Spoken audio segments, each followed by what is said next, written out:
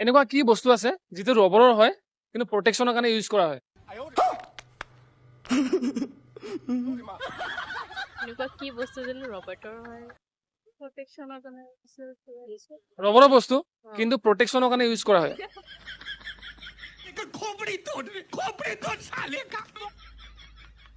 মনত কি আহিছে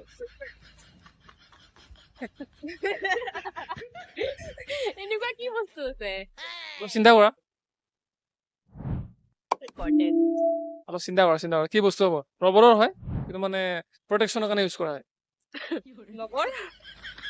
ৰবৰৰ বস্তুটো ৰবটৰ হয়